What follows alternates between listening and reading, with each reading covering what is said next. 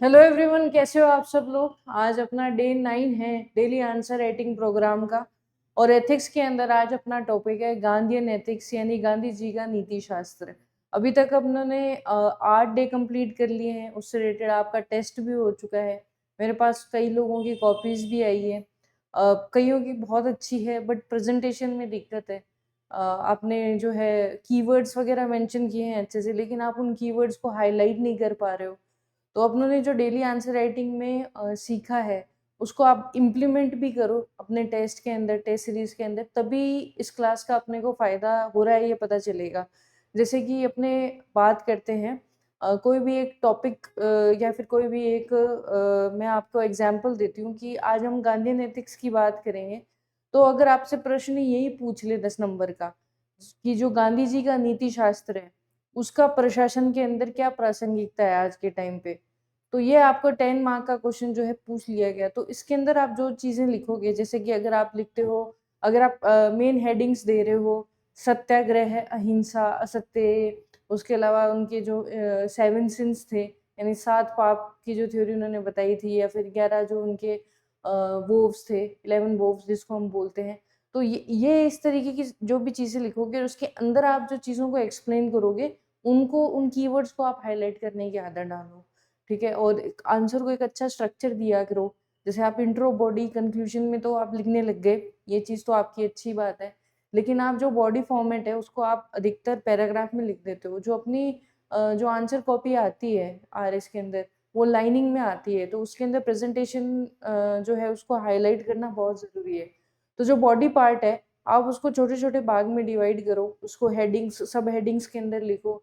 उसके अलावा आप उदाहरण उसके अंदर लिख रहे हो, तो आप उदाहरण लिख के अलग से थोड़ा गैप दे के फिर उदाहरण लिखो। और जो महत्वपूर्ण कीवर्ड्स हैं उनको अंडरलाइन करो, या फिर आप इन्वर्टेड कोमास के अंदर डालो या बॉक्स के अंदर डालो, तब जाके जो है आपके जो पॉइंट्स हैं वो हाइलाइट होंगे और सीधा-सीधा जो है, जो कॉपी चेकर हैं उनकी आँखों के अंदर लगेंगे। वरना बहुत मुश्किल है कि आप इतने, जैसे एथिक्स है, पब्लिक है, ऐसे सब्जेक्ट के अंदर अपनी बात जो है एकदम सीधा जो आप कहना चाह रहे हो आप उन तक पहुँचा पाओ। तो ये तरीके होते हैं जिनके थ्रू अपने अपनी बात जो है आसानी से कह सकते हैं। तो आज जो अपना टॉपिक है वो है गांधीयन एथिक्स, यानी गांधी जी ने जितनी भी बातें कही हैं उनको हम नीति शास्त्र के अंदर यानी एथिक्स के अंदर कैसे यूज़ में ले सकते हैं। तो बहुत सारी बातें हैं इसके अंदर, लेकिन जो क्वेश्चंस फ्रेम होंगे 5 या 10 मार्क्स के क्वेश्चन फ्रेम होंगे। और यहाँ पे हम क्वेश्चंस को 2 कैटेगरी के अंदर डिवाइड करेंगे। जो फर्स्ट कैटेगरी होती है उसके अंदर हम स्टैटिक या फैक्चुअल क्वेश्चंस की बात करेंगे। जैसे हो सकता है एग्जाम में आपको सीधा-सीधा क्वेश्चन पूछ ले कि गांधी जी की जो ट्रस्टीशिप थ्योरी है वो क्या है? यानी न्यासदारिता का सिद्धांत है वो क्या है?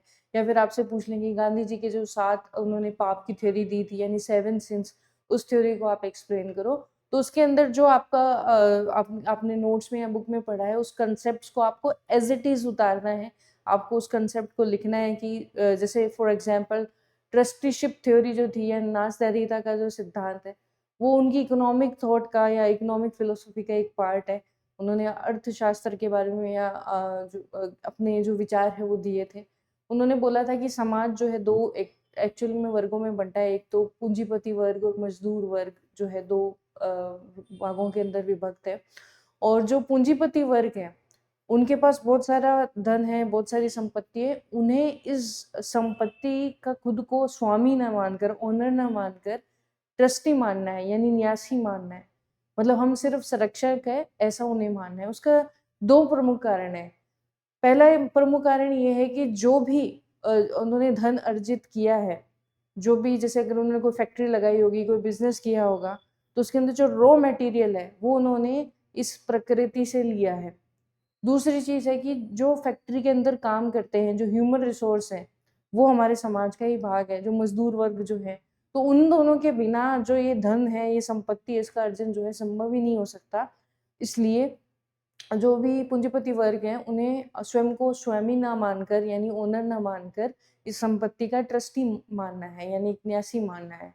और जो संपत्ति है, ठीक है, आप अपनी नीड के अकॉर्डिंग उसमें से काम में ले लो, और बाकी जो भी एक्स्ट्रा जो वेल्थ आपकी बचती है, उसको आप समाज के कल्याण में और जो पर्यावरण संरक्षण है, उसके अंदर आप लगाओ। तो ये एक थियरी है। तो इस तरीके से आपसे हो सकता है कंसेप्चुअल क्वेश्चन पूछे तो आपको कंसेप्ट्स को एक्सप्लेन करना है। ये हो गई पहली बात, पहले तरीके के प्रश्नों की बात। तो इस तरीके से जितने भी कंसेप्ट है, जैसे स्वराज की अवधारणा दी है गांधी जी ने, सर्वोदय की दी है, सर्वधर्म समभाव उनका जो धार्मिक सिद्धांत है उसको दर्शाता है, राम राज्य की कल्पना, उनकी जो पॉलिटिकल आइडियाज है उसको बताता है, उनके 7 सिंस, 11 वोव्स, ये सारी जो चीजें हैं, सारे कंसेप्ट आपको रटे हुए होने चाहिए, शब्दशः आपको पता होना चाहिए। और जो गांधी जी ने उनकी एक्सप्लेनेशन दी है उसके अकॉर्डिंग, जो आप सोचते हो वो नहीं। जैसे अहिंसा का इन जनरल मतलब क्या होता है वो हम सब जानते हैं कि किसी भी प्रकार की वायलेंस नहीं करना। लेकिन अगर गांधी जी के अकॉर्डिंग हम बात करें तो उन्होंने काफी हद तक इसको और भी एक्सप्लेन किया है। जैसे उन्होंने बोला है कि मतलब कायरता भी एक प्रकार की हिंसा ही है। तो इन चीजों को आपको उसके अंदर इनकैलकुलेट करना है, जो गांधी जी ने थॉट्स दिए हैं वो। ये बात हो गई।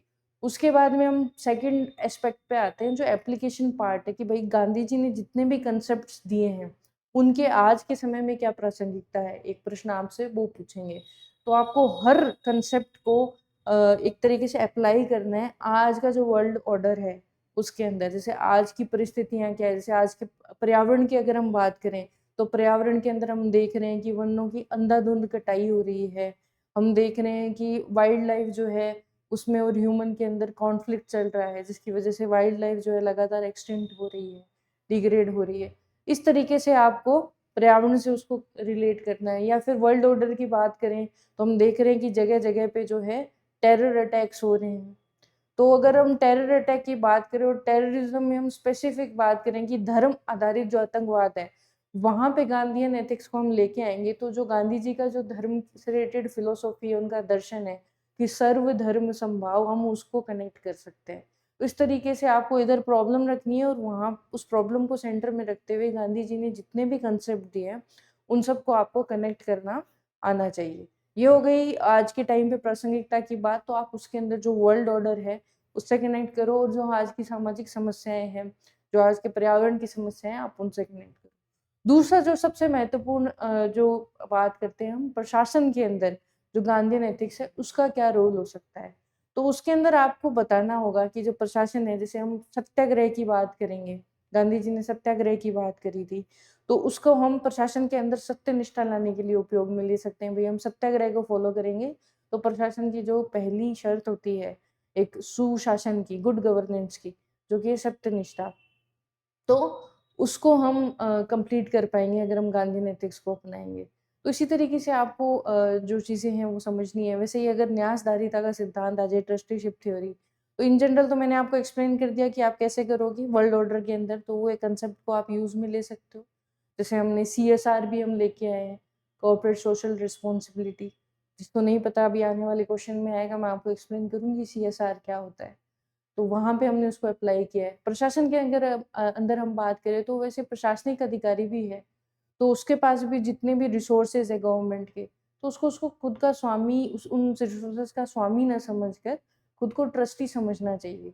और जो जितनी भी जो रिसोर्सेज है उनका यूज जो है लोक कल्याण के लिए, जनहित के लिए और वंचितों के उत्थान के लिए उन्हें करना चाहिए। तो ये सारी चीज़ें हैं, बेसिक सी बातें हैं जो आपको समझ में आ गई होंगी कि किस प्रकार के प्रश्न आपसे यहाँ पे पूछे जा सकते हैं और आपको किस आधार पे यहाँ पे आंसर देना है। तो आपकी जो प्रॉब्लम है इसके अंदर उसको थोड़ा सा सॉल्व करने का मैंने कोशिश करी है। और टेबल फॉर्मेट हमेशा तो मैं आपको बताती हूँ, ये तो आप देख लो, एक फोटो डायग्राम है कि भाई ये सारी चीज़ें हैं। जैसे 7 सिंस, 7 पाप है, उसको आप एक्सप्लेन करो। जैसे चरित्र के बिना ज्ञान, ये उन्होंने कहा था गांधी जी ने। तो अगर आज भी हम बात करें तो जो नॉलेज है वो विदाउट कैरेक्टर एक तरीके से एक पाप है। आप मेरिट के अंदर आ रहे हो, बहुत अच्छे एकेडमिकली आप बहुत अच्छा परफॉर्म कर रहे हो, बट आप अपने सहपाठी को बुली कर रहे हो, आप जो है जातिगत भेदभाव कर रहे हो, तो फिर जो शिक्षा है उसका औचित्य ही खराब हो जाएगा। तो आज का जो हम बात करते हैं शिक्षा का व्यवसायीकरण हो रहा है, या फिर एकदम रोट लर्निंग पे हम फोकस कर रहे हैं, रट्टाफिकेशन पे हम फोकस कर रहे हैं, तो उसके अंदर जो गांधी जी का ये चरित्र के बिना ज्ञान की जो अवधारणा है, इसको पाप बताना है, ये बहुत ज्यादा प्रासंगिक है। इस तरीके से आपको एक्सप्लेन करना है। ऐसे ही मानवता के बिना विज्ञान, अगर आप में ह्यूमैनिटी नहीं है तो आपने कितनी अच्छी साइंस सीखी हो, ठीक है, आप उसका यूज जो है वो ना करके मिस यूज करेंगे। जैसे AI है, AI के यूजेस क्या हैं, बहुत अच्छे यूजेस हैं कि आप एग्रीकल्चर के अंदर, आप मेडिकल के अंदर और साइंस के अंदर और रिसर्च के अंदर आप, या फिर अंतरिक्ष विज्ञान में आप और अधिक जो है डेटा एनालिसिस कर सकते हो और शोध कर सकते हो। लेकिन इसके अगर हमें मानवता नहीं होगी, ह्यूमैनिटी नहीं होगी, तो हम इसका मिसयूज़ करना स्टार्ट कर देंगे। हो सकता है आप किसी का डीप फेक बनाने की कोशिश करो, या किसी का कॉपीराइट का उल्लंघन करने का प्रयास करो एआई के ज़रिए, तो यहाँ पे उसका मिसयूज़ आप करना स्टार्ट कर दोगे। तो ये मूल्य होने हमें बहुत ज़रूरी है कि हमें मानना होगा कि मानवता के बिना विज्ञान जो है वो एक पाप है। उसके ये सारे हैं, त्याग के बिना पूजा। तो जैसे कि मैंने आपको बताया कि आजकल टेररिज्म के अंदर एक बहुत ज़्यादा पॉपुलर टेररिज्म है, दैट इज़ धर्म आधारित जो है आतंकवाद की हम बात करते हैं, यानी रिलीजियस बेस्ड टेररिज्म की हम बात करते हैं। तो उसके अंदर भी अगर आप में त्याग नहीं है, तो उसके बिना जो पूजा आप कर रहे हो, आप वर्शिप कर रहे हो, या जो भी अपने रिलीजन को फॉलो कर रहे हो, वो भी एक पाप है। तो इन सब चीज़ों को आप इस तरीके से कनेक्ट करने की कोशिश करना। वैसे सर्वोदय, सत्याग्रह, ये सारे कंसेप्ट दिए थे। साधन और साध्यों की पवित्रता, दैट इज़ वेरी इंपॉर्टेंट। आप प्रशासन के अंदर इसका यूज़ कैसे लोगे, मैं आपको नेक्स्ट स्लाइड्स के अंदर बताऊँगी। और सत्य, अहिंसा, ऐसी सारी चीज़ें जो है, जितने भी कंसेप्ट है गांधी जी के, वो आपको यूज़ करने हैं, आपको आने चाहिए। कंसेप्ट पहले पता होने चाहिए। तो मैंने सारे जितने भी कंसेप्ट्स थे, जो इम्पोर्टेंट कंसेप्ट्स थे, उनको मैंने मेंशन किया है एक टेबल के अंदर। यहाँ पे मूल्य है, या जो कॉन्सेप्ट है, या जो बातें हैं गांधी जी ने कही हैं, इधर उनकी परिभाषा है कि इसका अर्थ क्या है। फिर प्रशासन में इसकी प्रासंगिकता है, मैंने वो लिखी है। और आज के जो वर्ल्ड ऑर्डर के अंदर इसकी प्रासंगिकता क्या हो सकती है, वो लिखी है। फॉर एग्जाम्पल, सत्य की बात करते हैं, तो सत्य जो है वो केवल तथ्य नहीं है कि भाई आप एक फैक्ट बता रहे हो, वो तथ्य नहीं है, वो नहीं है। एक विचार है, वचन और कर्म की जो एक रूपता की हम बात करते हैं, यानी सत्य निष्ठा की बात करते हैं, यानी सत्य के प्रति हमारा अटूट विश्वास, वो होना चाहिए। और गांधी जी के अनुसार सत्य ही ईश्वर है, ये ध्यान रखना है। ये कंसेप्ट जो है, ईश्वर ही सत्य से ज्यादा ब्रॉड, ये ध्यान रखना है। और उसका रीजन भी ये है कि भाई हम जब बात करते हैं ईश्वर ही सत्य है, तो कुछ लोग जो है नास्तिक है, जो ईश्वर में भरोसा नहीं करते, उनके लिए ये वाला कंसेप्ट कि सत्य ही ईश्वर है, वो ज्यादा एप्लीकेबल होगा। तो इस तरीके से एक ब्रॉड कंसेप्ट है। तो इसका अगर हम बात करें कि सत्य का जो कंसेप्ट गांधी जी ने दिया था, उसकी प्रशासन के अंदर क्या प्रासंगिकता होगी, तो यहाँ पे पारदर्शिता बढ़ेगी, जवाबदेहिता बढ़ेगी, जिससे भ्रष्टाचार मुक्त हमें प्रशासन मिलेगा। और जो आरटीआई और ई गवर्नेंस है, उसका नैतिक आधार जो बनाया है, वो गांधी जी के जो है, हम सत्य की बात करते, सत्य का कंसेप्ट है, उसी के ऊपर टिका हुआ है। फिर हम बात करते हैं कि वर्ल्ड ऑर्डर या फिर जो भी आज के टाइम पे हमें प्रॉब्लम्स दिख रही है, जैसे मैंने आपको मीडिया वाले चैप्टर में बताया था कि येलो जर्नलिज्म की एक प्रॉब्लम है, यानी पीठ पत्रकारिता है, या फिर फेक न्यूज़ की इशू है। तो वहाँ से अगर हम मतलब निपटना चाहते हैं इन समस्याओं से, तो हम गांधी जी का जो सत्य का कंसेप्ट है, इसे हमें अपनाना चाहिए। अंतर्राष्ट्रीय कूटनीति के अंदर अगर हमें एक दूसरे के अंदर ट्रस्ट को बिल्ड करना है, विश्वास का निर्माण करना है, तो हमें सत्य को फॉलो करना चाहिए। उसके अलावा लोकतंत्र के अंदर अगर हमें विश्वसनीयता बढ़ानी है, तो हमें सत्य को फॉलो करना चाहिए। तो इस तरीके से आप एक एक टॉपिक को प्रिपेयर करो अच्छे तरीके से। सिमिलरली अहिंसा की बात करें, तो किसी भी स्तर पे हमें शारीरिक, मानसिक, संरचनात्मक हिंसा से दूर रहना है, परहेज करना है। इससे क्या होगा, तो हम बात करते हैं जैसे प्रशासन के अंदर पुलिस भी एक बहुत महत्वपूर्ण पिलर है। तो पुलिस और प्रशासन में हम मिनिमम फोर्स का यूज करेंगे, जहाँ पे जरूरत होगी, बहुत अंत में ही एकदम लास्ट स्टेप के तौर पे हम यूज में लेंगे। तुरंत प्रभाव से हम जो है हिंसा का प्रयोग कभी नहीं करेंगे, अगर हम गांधी जी की अहिंसा के कंसेप्ट में बिलीव करेंगे। तो मानवाधिकारों का अधिक से अधिक हम संरक्षण कर पाएंगे। और संवाद और सुलह आधारित पॉलिसी है कि हम डिस्कस करेंगे, हम टेबल पे बैठ के बातचीत करेंगे, जितने भी स्टेक होल्डर्स हैं, जितने भी इससे रिलेटेड लोग हैं, उनसे बातचीत करके, चर्चा करके सॉल्यूशंस पे पहुंचेंगे। उसके बाद में ही कोई डिसीजन लेंगे। तो ये पॉलिसी हम तभी अपनाएंगे जब हम गांधी जी के अहिंसा के कॉन्सेप्ट में बिलीव करेंगे। फिर इंटरनेशनल रिलेशन की बात करें, या फिर वर्ल्ड ऑर्डर की बात करें, या आज के टाइम के इश्यूज की बात करें, तो युद्ध और आतंकवाद हमें दिख रहा है। वहां पे हमें संवाद जो है उसके थ्रू हम सोल्यूशन, यानी कूटनीति से हम सोल्यूशन ढूंढने का प्रयास करेंगे। क्योंकि हमारे अंदर वैल्यूज ये डाली गई है कि हमें अहिंसा नहीं करनी। इवन जब रशिया यूक्रेन युद्ध हुआ था, तब इंडिया का एकदम क्लियर एक संदेश था पूरे विश्व को, वार कांट बी ए सॉल्यूशन, युद्ध जो है वो एक समाधान नहीं हो सकता। कूटनीतिक हल ही जो है एक मतलब परमानेंट सॉल्यूशन हो सकता है इस चीज़ का। तो वहाँ पे हम वैश्विक शांति उसको बढ़ावा देंगे। कॉन्फ्लिक्ट रेज़ोल्यूशन हमारे ध्यान में रहेगा कि इस तरीके से हम किसी भी जो है मुद्दे को या फिर किसी भी टकराव को सॉल्व कर सकते हैं। न्यूक्लियर डिटरेंस के लिए विकल्प, भई आप देख रहे हो कि अभी बहुत ज़्यादा न्यूक्लियर आर्म रेस चल रही है, तो उसको कम करने के लिए भी हम जो है अहिंसा के कंसेप्ट को यूज़ में ले सकते हैं। इस तरीके से मैंने सारी चीज़ों को लिख लिया है, इसकी पीडीएफ आपको मिल जाएगी। जितने भी हैं, जैसे सत्य है, अपरिग्रह है, और उसके अलावा जो 7 सिंस की मैंने बात करी थी, जैसे सिद्धांत विहीन राजनीति, यानी अगर पॉलिटिक्स है, उसके अंदर सिद्धांत नहीं होंगे, कुछ प्रिंसिपल्स नहीं होंगे, पॉलिटिक्स विदाउट प्रिंसिपल, तो क्या होगा? आप देखोगे कि बूथ कैप्चरिंग होगी, जो फेक वोट है, वो फेक वोटिंग आपको देखने को मिलेगी। उसके अलावा आप देखेंगे कि लुभाने के लिए जो वोटिंग्स है, वोट वगैरह वोटर्स को फ्रीबीज जो है बहुत ज़्यादा दी जाएगी, जिससे राजकोषीय घाटे का भी ख़्याल नहीं रखा जाएगा। तो ये सब चीज़ें हमें देखने को मिलेगी, दल-बदल आपको देखने को मिल सकता है। बहुत जनहित की जगह सत्ता हित जो है वो आपको देखने को मिलेगा। अगर ऐसा होगा कि पॉलिटिक्स विदाउट प्रिंसिपल है तो। और अगर वर्ल्ड ऑर्डर में बात करें तो हम देखेंगे कि जो लोकतांत्रिक संस्थाएँ हैं जैसे यूएन वगैरह, इनका क्षरण होगा। पॉपुलिज्म और अथॉरिटेरियनिज्म का उदय होगा कि भई जिसकी लाठी उसकी भैंस, वो वाली बात हो जाएगी। और कोई भी जो इंटरनेशनल लॉज़ है, ट्रीटी है, उसको फॉलो नहीं करेगा। सिमिलरली वेल्थ विदाउट वर्क, यानी आप बिना श्रम के अगर संपत्ति अर्जित करते हो तो ये पाप है, गांधी जी ने ये बताया है। तो फॉर एग्जाम्पल, आप अगर भ्रष्टाचार कर रहे हो, रिश्वत ले रहे हो, ब्लैक मनी अगर आप क्रिएट कर रहे हो, तो वो एक पाप है। अगर वर्ल्ड ऑर्डर में बात करें तो टैक्स हेवन्स का जो कॉन्सेप्ट है कि भाई टैक्स बचाने के लिए टैक्स हेवन्स बनाए गए हैं। ग्लोबल इनइक्वालिटी, यानी बहुत वैश्विक स्तर पे असमानता हमें देखने को मिल रही है, या फाइनेंशियल क्राइम्स जो किए जाते हैं, हवाला वगैरह ऐसे जो इश्यूज हैं, उसको आप इससे कनेक्ट करके देखिए। वैसे ही प्लेजर विदाउट कंसाइज, तो हम देखते हैं कि आज के टाइम पे प्लेजर लेने के लिए लोग जो है प्रोहिबिटेड सब्सटेंस का यूज़ करते हैं, ड्रग्स का यूज़ करते हैं। तो वहाँ पे हमें एक सीख मिलती है कि गांधी जी ने कहा है कि प्लेजर विदाउट कंसाइज, यानी जो एक तरीके से विवेकहीन आनंद है, वो एक पाप है। इसी तरीके से एक एग्जाम्पल है कि लोग सेक्सुअल हैरेसमेंट करते हैं फॉर मोमेंटरी प्लेजर, तो ये भी एक तरीके से सिन है। तो इन सब से हमें जो है छुटकारा मिलेगा अगर हम गांधीयन कंसेप्ट को फॉलो करते हैं।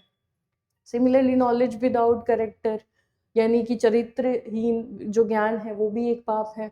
नैतिकताहीन व्यापार, यानी आप विदाउट मॉरलिटी अगर आप कॉमर्स कर रहे हो, यानी व्यापार कर रहे हो, वाणिज्य कर रहे हो, तो वो भी एक पाप है। तो उसके अंदर क्या है कि जो उपभोक्ता है उनके हितों का संरक्षण कभी भी नहीं किया जाएगा, और सीएसआर की अनदेखी होगी, बहुत ज़्यादा शोषण होगा, इवन मजदूर का भी। तो ये सब प्रॉब्लम्स हमें देखने को मिलेगी। मानवताहीन विज्ञान, इसका एग्जाम्पल मैं ऑलरेडी आपको दे सकती हूँ। हथियारों की होड़ रहेगी, हम साइंस का मिसयूज करेंगे कि न्यूक्लियर आर्म रेस करेंगे एक दूसरे से। त्यागहीन धर्म, रिलीजन विदाउट सेक्रीफाइस, तो सांप्रदायिकता जो बढ़ती है, या फिर terrorism based on the religion, ये सब प्रॉब्लम्स जो हैं, ये सब पाप है, ये सिन है अकॉर्डिंग टू गांधी जी। तो ये 7 सिंस आपको याद करने हैं। ज़रूरी नहीं है टेक्स्ट में, हो सकता है आपसे पब-एड में पूछ लें, हो सकता है आप पे निबंध में एक लाइन दे के पूछ लें, या फिर निबंध में आप इन लाइन्स को कहीं भी यूज़ में ले सकते हो। किसी केस स्टडी में भी आप इनको यूज़ में ले सकते हो। केस स्टडी का जब आप सॉल्यूशन बताओगे, तो मैंने आपको बताया था कि किसी भी दार्शनिक की बातें आप ज़रूर करना। जैसे कि फॉर एग्ज़ाम्पल मैंने आपको एक केस स्टडी करवाई भी थी कि एक स्कूल है जिसका एकेडमिक परफॉर्मेंस बहुत अच्छा है, लेकिन वहाँ के बच्चे जो है बहुत ज़्यादा बुली कर रहे हैं एक दूसरे को, और वहाँ पे जाति आधारित जो है भेदभाव देखने को मिलता है। और न कि बच्चे आपस में करते हैं, उनके पेरेंट्स भी उसको सपोर्ट करते हैं, उसको बढ़ावा देते हैं। तो बीइंग ए जिला कलेक्टर आप यहाँ पे क्या जो है सॉल्यूशन निकालोगे? तो वहाँ पे आप एक चीज़ लिख सकते हो, knowledge without character is a sin. यहाँ से आप अपने आंसर की शुरुआत कर सकते हो, आप अपने सॉल्यूशन की शुरुआत कर सकते हो। तो जब ऐसे लाइन्स या फिर ऐसी फिलोसोफर्स की बातें जब आपके आंसर में देखने को मिलेंगी, तो जो कॉपी चेक करेंगे उनको पता होगा कि इसने बहुत डीप एनालिसिस किया है चीज़ों का, इसे कनेक्ट करना आता है, और जब ये यहाँ कॉपी के अंदर इतने प्रेशर के अंदर कनेक्ट कर पा रही हैं, तो ये रियल लाइफ में भी इन जो कॉन्सेप्ट्स हैं उनको फॉलो करेंगी। तो आप इन चीज़ों को कनेक्ट करना सीखो। फिर इसके बाद में सत्य अहिंसा ये हो गया। उसके अलावा जो इनके 11 वोव्स हैं, उसमें सत्य अहिंसा, असत्य, ब्रह्मचर्य, अपरिग्रह, शरीर श्रम, अस्वाद, निर्भयता, सर्वधर्म समभाव, स्वदेशी और अस्पृश्यता, ये इनके 11 वोव्स हैं। तो ये सारे के सारे आपको याद करने, और इनका मैंने आपको ऐसे शॉर्ट नोट बना के दे ही रखा है। आप इनमें कुछ एक एग्जाम्पल खुद के भी ऐड कर सकते हो, और ये भी आप यूज में ले सकते हो, कोई भी दिक्कत नहीं है। फिर उसके बाद में इनकी राम राज्य की अवधारणा, जो पॉलिटिकल फिलोसॉफी है, वो आपको पता होनी चाहिए। ट्रस्टीशिप थ्योरी है, जो इनकी इकोनॉमिक फिलोसॉफी है। सर्वोदय की जो भावना है। अच्छा हाँ, एक चीज और मैं आपको अभी मिस कर देती, सर्वोदय आ गया तो मुझे ये चीज याद आ गई कि दो टाइप के क्वेश्चन मैंने आपको बताए कि एक तो फैक्चुअल क्वेश्चन आएंगे, दूसरा प्रासंगिकता से रिलेटेड क्वेश्चन आ सकते हैं। एक और चीज आपको पता होनी चाहिए कि जो गांधीयन कॉन्सेप्ट है, उनको आपको कभी कभार जो है किसी दूसरे फिलोसोफर से कंपेयर करवाना भी आ सकता है। जैसे अगर हम बात करते हैं कि वर्ण व्यवस्था के कॉन्सेप्ट जो था गांधी जी का, जो गांधी जी की थिंकिंग थी, उसको कई बार वो कंपेयर करवाते हैं डॉक्टर भीमराव अंबेडकर के कंसेप्ट से। दूसरा, अगर हम ट्रस्टीशिप थ्योरी की बात करते हैं, तो गांधी जी ने बात की थी, एक एक तरफ हमारे पास पूंजीपति वर्ग है, दूसरी तरफ हमारे पास जो है मजदूर वर्ग है। तो ऐसी सिमिलर सी बात कार्ल मार्क्स ने भी कही थी कि समाज के अंदर जो है दो क्लास है, दो वर्ग है, एक बुजुर्गा और एक सर्वाहारा।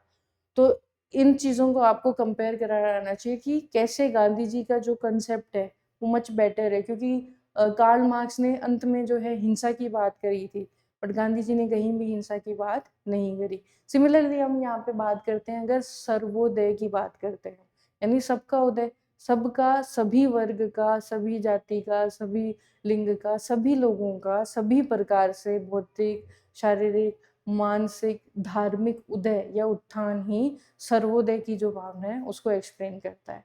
अब हम यहाँ पे अगर हम बात करें तो इसको कंपेयर करवाते हैं उपयोगितावाद से, जो बेंथम और मिल की थ्योरी है, जिन्होंने अधिकतम लोगों के अधिकतम सुख की बात करी थी। तो बेंथम और मिल से जब हम उनको कंपेयर करवाएंगे, तब हमें देखने को मिलेगा कि जो सर्वोदय का कंसेप्ट है इज मच ब्रॉडर देन उपयोगितावाद का जो कंसेप्ट है उससे। कैसे? क्योंकि उपयोगितावाद जो है वो बात करता है अधिकतम लोगों के अधिकतम सुख की, यानी मेजोरिटी लोगों के सुख की बात करता है। लेकिन जो लोग माइनॉरिटी है, वहां पे कभी कभार जो है उनके इंटरेस्ट, उनके हित जो है वहां पे कॉम्प्रोमाइज हो सकते हैं। लेकिन गांधी जी ने जो कंसेप्ट दिया है सर्वोदय का, वहां पे उन्होंने सभी लोगों को लिया है, किसी को भी नहीं छोड़ा है। और उसके अंदर भी वो बात करते हैं कि हमें अंत्योदय का भी बहुत ज्यादा से ध्यान रखना है, यानी जो वंचित वर्ग है उन पे हमें बहुत ज्यादा फोकस करना है। इवन गांधी जी ने एक बात कही कि जब भी आप कोई निर्णय लें, तो आपने अपने जीवन में जो गरीब से गरीब इंसान को देखा, आप उसे याद करते हुए लें, तब उसका जो है एक तरीके से आउटकम जो है बेस्ट मिलेगा आपको, बहुत मोस्ट एफिशिएंट आउटकम जो है वो देखने को मिलेगा। तो इस तरीके से आप सर्वोदय के कंसेप्ट को भी याद करो कि सबका उदय, विशेषकर अंत्योदय का, जो एकदम पंक्ति में अंतिम खड़े हैं उनका उदय करना है। वंचित वर्ग है जैसे कि SC ST, विमेन, दिव्यांग, सीनियर सिटीजन, उन सब का उदय करना है आपको, उन सब के लिए कार्य करने हैं आपको। जैसे हम समावेशी विकास की बात करते हैं, इंक्लूसिव जो ग्रोथ है उसकी बात करते हैं, तो उसका एक बहुत बड़ा आधार है सर्वोदय। फिर हम लोक कल्याणकारी जो योजनाएं बनाते हैं, जैसे कि फीमेल को हमने प्रमोट करने के लिए जो लाडू प्रोत्साहन योजना हम लेके आए हैं, दिव्यांगों के लिए हमने आस्था कार्ड हम लोग लेके आए हैं, SC ST के लिए भी हम बहुत सारी स्कीम्स लेके आए हैं, जैसे वंदन योजना लेके आए हैं। तो ये सारी जो स्कीम्स हैं उसका मुख्य आधार ही सर्वोदय है। सामाजिक न्याय की जो हम स्थापना करते हैं उसका आधार है सर्वोदय। अगर हम बात करते हैं इंटरनेशनल लेवल की, तो हम देखते हैं कि जो ग्लोबल साउथ जो है, यानी जो लीस्ट डेवलप्ड नेशन है या फिर डेवलपिंग नेशंस है, उन नेशन का उत्थान की अगर हम बात करेंगे, उनका सशक्तिकरण की बात करेंगे, तो वहां पे हमारे दिमाग में सर्वोदय होगा। ठीक है, तो इस तरीके से आप उसकी एप्लीकेशन भी लिखना। स्वराज के बारे में उन्होंने कहा था, प्रकृति से संबंधित उनके सिद्धांत है, बहुत इंपॉर्टेंट है कि हमें जो भी हम प्रकृति से ले रहे हैं, हम ओनर नहीं है प्रकृति के, हम सिर्फ संरक्षक है, और जितना हम लेते हैं उतना हमें वापस भी देना चाहिए। और प्रकृति है जो एक इंसान की नीड को फुलफिल कर सकती है, ग्रीड को नहीं, यानी आवश्यकता को पूरा करने की क्षमता रखती है, लालच को नहीं। तो ऐसे कंसेप्ट्स अगर आप अपने मान लीजिए निबंध भी आता है एनवायरनमेंट से रिलेटेड और उसमें हम गांधी जी की ये कोटेशंस लिखते हो तो आपको बहुत अच्छे मार्क्स जो हैं वो मिलेंगे। तो हम पर्यावरण के अनुकूल जो नीतियाँ बनाते हैं, सतत विकास की बात करते हैं एसडीजी की, तो वहाँ पे ये बहुत इंपॉर्टेंट कंसेप्ट जो है वो एप्लीकेबल होंगे। उसके अलावा हम जलवायु परिवर्तन से लड़ रहे हैं, यूएनएफसीसीसी बनाया है हमने, हर साल को कॉन्फ्रेंस ऑफ पार्टीज जो है उसका आयोजन करते हैं। उसका आधार यही तो है जो गांधी जी ने पर्यावरण से रिलेटेड कंसेप्ट दिए हैं। फिर उसके बाद में हम इंटरजनरेशनल जस्टिस की बात करते हैं कि हम उतना ही प्रकृति से लें कि हमारी जो आवश्यकता है वो पूरी हो और जो हमारी नेक्स्ट जनरेशन है उनके लिए भी हम कुछ छोड़ें और बेहतर छोड़ें। ऐसा नहीं है कि हमने उन चीज़ों को पॉल्यूट करके छोड़ दिया है उनको यूज़ करने के लिए। तो उसका भी एक मुख्य आधार जो है गांधी जी का कंसेप्ट जो है वो होगा। फिर हम बात करते हैं कि गांधी जी के जो दृष्टिकोण है साधन और साध्य को लेकर, तो उन्होंने बोला था कि जो भी हम कार्य करते हैं उसके अंदर साधन और साध्य यानी मीन्स और एंड्स दोनों प्योर होने चाहिए।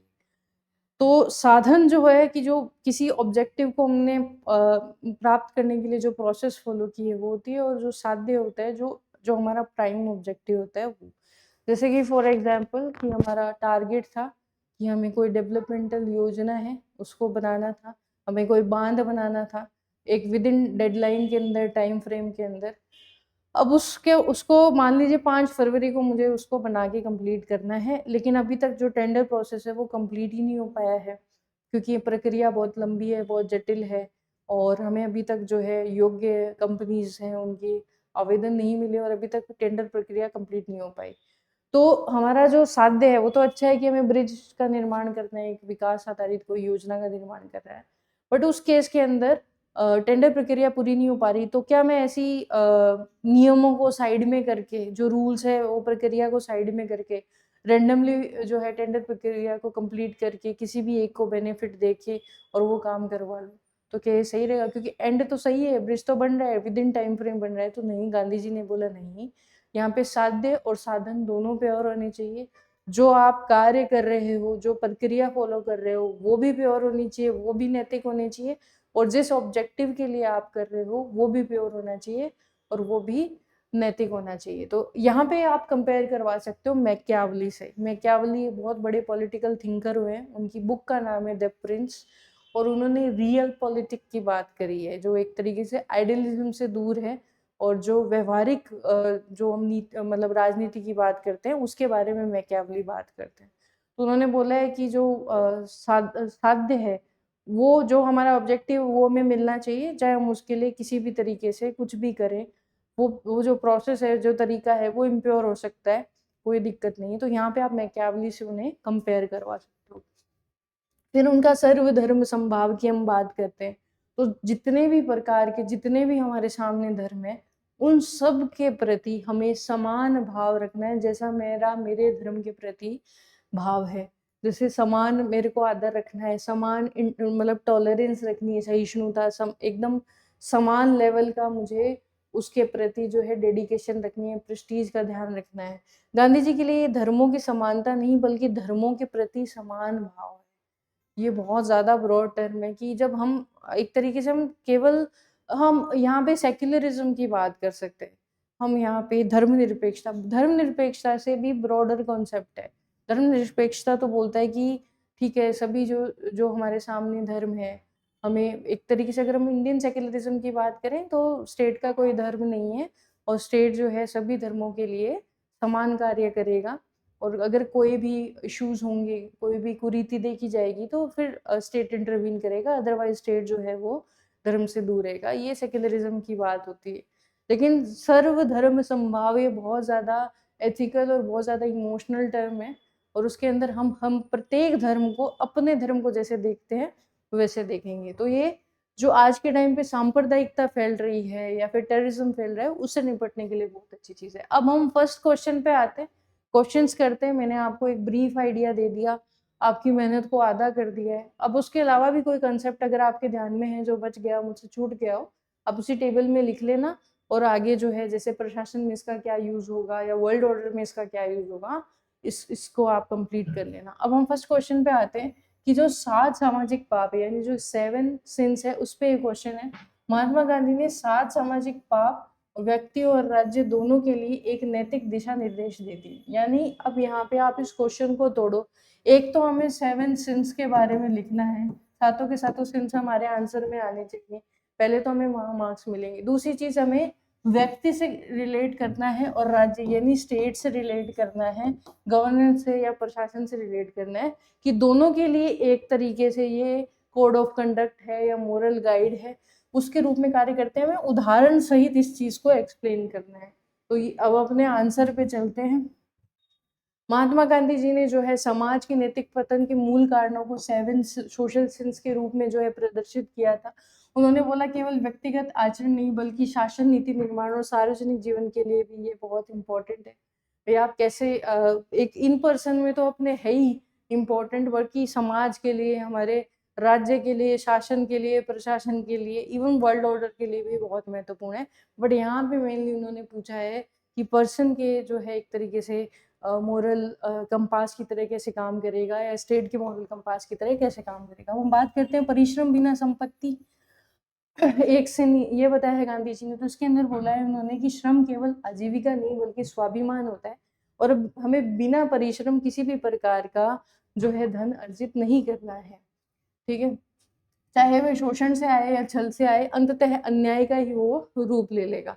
अब हम उदाहरण की बात करते हैं, रिश्वत, कर चोरी, काला बाजारी, मजदूरों के अधिकारों का हनन करके अगर हम धन संचय कर रहे हैं तो ये बहुत गलत चीज है। अब इसका राज्य पे प्रभाव की बात करते हैं, तो राज्य पे क्या प्रभाव पड़ेगा कि आर्थिक विषमता बहुत ज्यादा बढ़ जाएगी।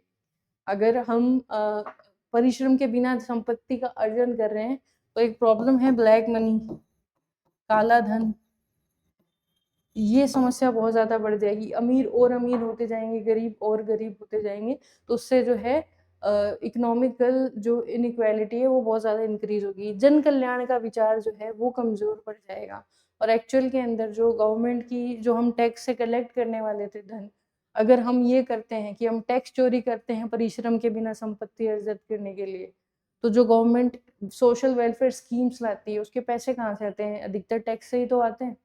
वो जो है वो कंप्लीट नहीं हो पाएगा। तो ये सारे लॉन्ग टर्म या शॉर्ट टर्म है वो पढ़ने वाले। तो इस तरीके से आपको एक एक सिन बताना है, उसकी हल्का सा आइडिया देखिए, और फिर इम्पैक्ट बताना है कि इन पर्सन, जैसे हम चोरी करेंगे, टैक्स की इवेजन करेंगे, रिश्वत लेंगे, काला बाजारी या इस तरीके के काम करेंगे, जिससे स्टेट पर ये प्रभाव जो है वो पड़ेंगे। फिर है विवेक के बिना सुख, यानी बिना कंसाइज प्लेजर अगर हम ले रहे हैं तो वो भी एक पाप। तो भोग यदि विवेक से रहित हो जाए, कि जो भी हम प्लेजर ले रहे हैं उसके अंदर बिल्कुल भी पेशेंस नहीं है, कंपैशन नहीं है, तो वो आनंद नहीं, अहंकार और स्वार्थ बन जाएगा। जैसे नशा करेंगे हम, भोग विलास कर सकते हैं, बहुत ज्यादा लग्जरियस लाइफ जो है उसके आदी बन जाएंगे।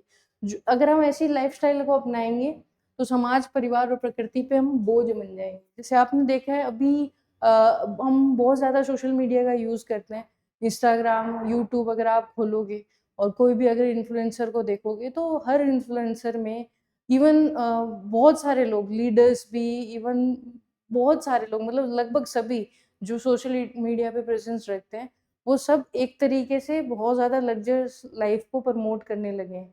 जैसे कार का वीडियो आपके सामने जो है सबको मिल जाएगा, मतलब सबके अकाउंट पे आपको एक ना एक कार का वीडियो मिल जाएगा, जो उन्होंने बहुत लग्जरियस कार जो है, बहुत महंगी कार जो है ले रखी होगी।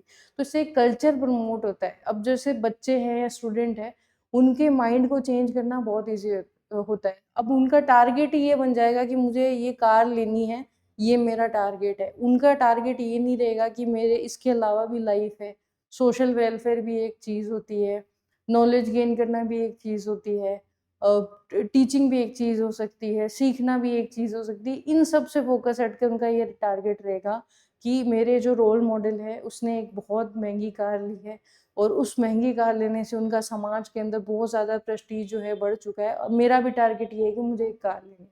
तो हम एक मेटेरियलिस्टिक सोसाइटी है वो फ्रेम करेंगे अगर हम विवेक के बिना सुख भोगेंगे तो। राज्य पे क्या प्रभाव पड़ेगा? अपराध बहुत ज़्यादा बढ़ेंगे। अगर लोग बहुत ज़्यादा नशा करेंगे तो उसकी वजह से डोमेस्टिक वायलेंस और जो बाहर की भी हिंसा है वो भी बढ़ेगी। हिंसा, स्वास्थ्य संकट आएगा, समाज के अंदर अनुशासन है वो बिगड़ेगा, और पूरा का पूरा समाज है उसके अंदर हम एक मटेरियलिस्टिक सोसाइटी है उसको हम ग्रो करने लगेंगे। तीसरा है चरित्र के बिना ज्ञान, यानी अगर आपने नॉलेज ले लिया लेकिन आपके पास कैरेक्टर नहीं है तो ये भी एक सिन है। गांधी जी मानते थे कि ज्ञान जो है अगर चरित्र का दीपक नहीं बने तो केवल चतुराई है, सिर्फ मतलब आप बोल सकते हैं शार्पनेस है जो सत्य की सेवा नहीं करती। हम कभी भी सत्य को सपोर्ट नहीं करेंगे अगर हमारे अंदर एक गुड कैरेक्टर नहीं है। तो हम उदाहरण के माध्यम से समझाते हैं कि देखो शिक्षा प्राप्त करके भी अगर ईमानदारी का अभाव है वो रहेगा पर्सन के अंदर। दूसरी चीज़ है परीक्षा के अंदर जो अनुचित साधन का यूज़ करते हैं कि आपने बहुत ज़्यादा पढ़ लिया है लेकिन आपने कैरेक्टर बिल्ड नहीं किया, तो जब भी आपको अपॉर्चुनिटी मिलेगी कि आप अनफेयर मीन्स के थ्रू आप कोई भी कंपटीशन एग्जाम के अंदर अच्छे मार्क्स लाओ तो आप उसको बिल्कुल से अपना लोगे। पद और प्रतिष्ठा के लिए ही आप सिद्धांतों से समझौता करने लगोगे। राज्य पे क्या प्रभाव पड़ेगा? तो जो शासन है या राज्य है वो लोक हित के बजाय क्या करेगा, वो स्वार्थ स्वहित में या फिर सत्ता हित के अंदर कार्य करेगा। और जो शासन है जो उसका मूल जो ढांचा होता है वो संवेदनशीलता पर टिका होता है और शासन जो है वो संवेदनहीन होने लगेगा अगर नॉलेज विदाउट करेक्टर अगर पूरे राज्य के अंदर रहा तो ये प्रॉब्लम्स हमें देखने को मिलेंगी। नेक्स्ट हमारा सीन है कि नैतिकता के बिना व्यापार। अगर जैसे उद्देश्य हमारा सिर्फ लाभ नहीं बल्कि विश्वास या लोकहित भी होना चाहिए जो भी हम व्यापार कर रहे हैं, तो उसमें मिलावट, जमाखोरी, उपभोक्ता को धोखा, मजदूरों का शोषण ये हमें देखने को मिलेगा और पर्यावरण का अंधाधुंध दोहन जो है प्रकृति का वो किया जाएगा। जिससे राज्य पे क्या प्रभाव पड़ेगा कि जो बाजार की शुचिता है वो नष्ट हो जाएगी, पूरी इंटीग्रिटी प्रभावित होगी, जनता का विश्वास टूटेगा। आज आपको भी अगर मैं कोई ऐसा प्रोडक्ट सेल करूं कि जिसके अंदर बहुत ज़्यादा हाई क्वालिटी की चीज़ है, मतलब आजकल बहुत ज़्यादा चल रहा है, अगर आप न्यूज़पेपर पढ़ रहे हो तो जो आजकल का यूथ है वो बहुत ज़्यादा कॉस्मेटिक आइटम जो है खरीद रहा है, मतलब जवान दिखने के लिए एंटी एजिंग क्रीम्स या फिर ऐसी चीज़ें यूज़ कर रहा है। अब जो इनकी जो ये प्रोडक्ट्स हैं इनकी इंटीग्रिटी है वो अगर आपको मतलब कोई भी झूठ बोलकर बेची जाए तो वो इंटीग्रिटी प्रभावित हो जाएगी और आपका विश्वास है वो हमेशा के लिए समाप्त हो जाएगा उस प्रोडक्ट से, उस कंपनी से। तो ये प्रॉब्लम है कि भाई आप व्यापार कीजिए बट नैतिकता के बिना आप व्यापार मत कीजिए, मोरालिटी के बिना आप कॉमर्स मत कीजिए। नेक्स्ट है अपना मानवता के बिना विज्ञान। विज्ञान का लक्ष्य जीवन को एकदम ईजी बनाना, सहज बनाना है, लेकिन अगर उसमें करुणा नहीं होगी, उसमें मानवता नहीं होगी तो वो शक्ति का ऐसा उपकरण बन जाएगा जो इंसान को ही ऑब्जेक्टिव बना देगा, इंसान को ही वस्तु बना देगा।